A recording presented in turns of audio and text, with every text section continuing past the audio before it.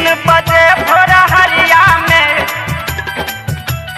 3 बजे भोर हरिया में भोला बाबा तारा चला बच्चा रे भैया भैया हमर बच के चला बच्चा रे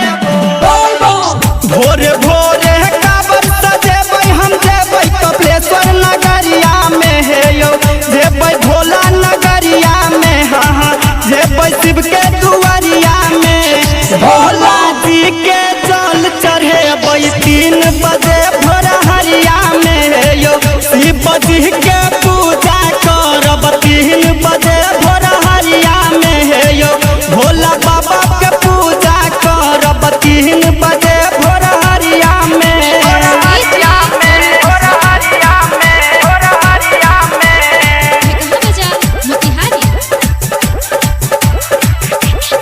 भोला बाबा तारा चला बच्चा रे भैया भैया हमर बच के चला बच्चा रे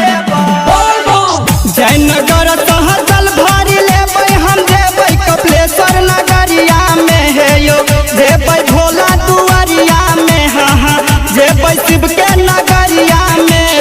भोला जी पर जल चढ़ेबै 3 बजे भोर हरिया में हे यो शिव जी के पूजा करब 3 बजे भोर हरिया में हे यो भोला बाबा के पूजा करब 3 बजे भोर हरिया में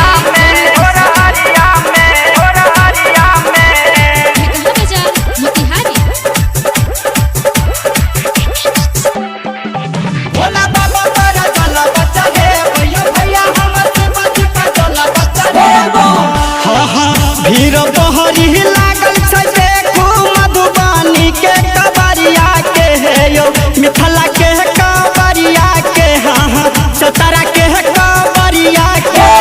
बहजू बाबा के जल चढ़ेबै 3 बजे भोर हरिया में हे यो शिव जी पर जल चढ़ेबै 3 बजे भोर हरिया में हाँ हाँ काशी बाबा के भांग पिएबै 3 बजे भोर हरिया में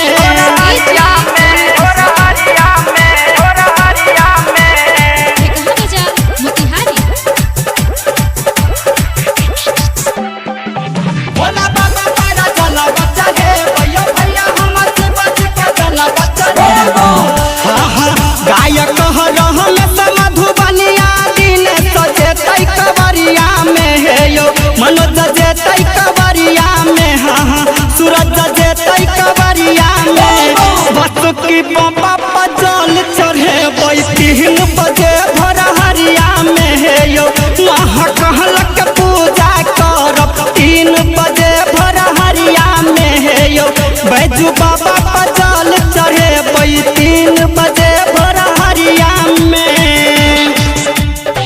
भोरे भोरे काबर सजेबै हम जेबै कपिलेश्वर नगरिया में हे यो जेबै भोला नगरिया में हाँ हाँ जेबै शिव के दुआरिया में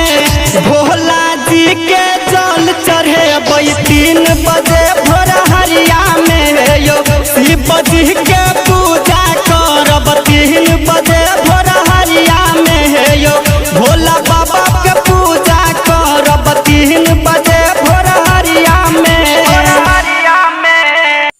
अगर आप चाहते हैं संध्या एंटरटेनमेंट की कोई भी ऑडियो वीडियो सबसे पहले सुनने के लिए चैनल को सब्सक्राइब करें और बेल आइकन को दबाना ना भूलें।